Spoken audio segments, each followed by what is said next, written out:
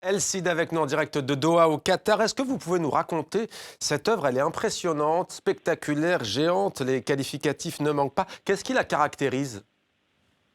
En fait, au-delà de l'œuvre, je pense ce que je retiens le plus, c'est l'expérience humaine que j'ai vécue ainsi que mon équipe en fait pendant cette folle aventure qui a duré un an et un an de préparation et 3 semaines d'exécution.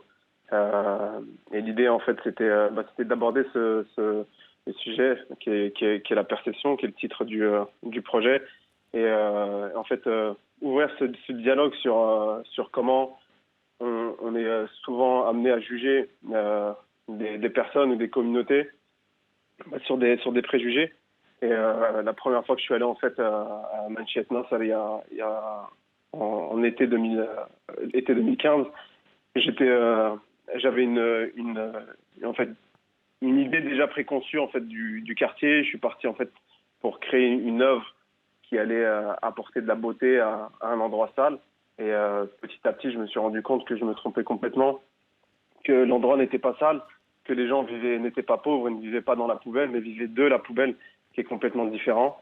Alors vous dites Et El Cid vivait de la poubelle parce que en fait dans ce quartier la communauté copte de Zaraïb collectionne les ordures de la ville entre guillemets, elle les rassemble pendant ça dure depuis des décennies, ces chiffonniers font le tour de la exactement. ville pour collecter ces déchets. Qu'est-ce qui vous a amené précisément vers cette région du monde, vous qui avez déjà créé des œuvres en Tunisie, dans le Moyen-Orient, en Europe, à New York aussi? Alors, oui, aux États-Unis, en Amérique du Sud aussi. En fait, le quartier copte de Zaraïb était juste en fait un prétexte. C'est-à-dire que si cette communauté avait été au Chili ou je sais pas en Allemagne, je pense que je serais parti faire le projet là-bas. Et il s'est avéré qu'ils étaient en Égypte, donc comme je fais de la calligraphie arabe, c'était un petit peu Ouais. plus facile de gagner leur confiance et de leur faire comprendre le projet. Maintenant, cette communauté qui est en fait au Caire, les gens les appellent les Abbalim, qui veut dire les gens de la poubelle, le Mm. peuple de la poubelle. Et leur vrai nom est en fait Zaraïb, qui veut dire les éleveurs de porcs en arabe. Et cette communauté en fait a développé le système de recyclage le plus performant au monde. Ils arrivent à recycler plus de 80% de ce qu'ils collectent quotidiennement. Alors Elcide, je précise que vous mariez à merveille depuis maintenant des années l'art justement de la calligraphie arabe à celui des graffitis avec vos bombes de peinture. Vous avez fait parler les murs du monde entier. Techniquement, juste, vous disiez, c'est un travail de longue haleine. Un an, c'est une expérience humaine aussi qui est très très forte, qui l'a été pour vous et votre équipe. Techniquement, comment on fait pour travailler dans une telle perspective, avec un tel recul? On vient de le voir à l'image, c'est assez bluffant. Comment avez-vous fait?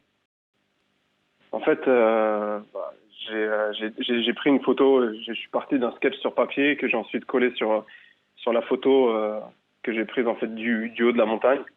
L'œuvre en fait est seulement visible du haut de la montagne Mokattam, à côté de l'église Saint-Simon. Et je me suis aidé en fait des briques, tous les murs sont en briques. Et en zoomant un petit peu sur la photo, en fait, les briques me permettent de prendre des repères et de faire en sorte que mon œuvre soit exactement là où elle doit être. Juste en un mot, vous avez écrit quoi sur ces murs? En fait, j'ai pris une citation de Saint Athanasius, qui est un bishop du troisième siècle, Ouais. qui dit en arabe In arada ahad an yabsar nur ash-shams, fa inna alayhi an yamsah aynayh, qui veut dire quiconque veut voir la lumière du soleil se doit de s'essuyer l'œil. Et donc l'idée en fait c'était ne jugez pas les gens ou une communauté avec des préjugés. Essuyez-vous en fait cette idée fausse que vous avez.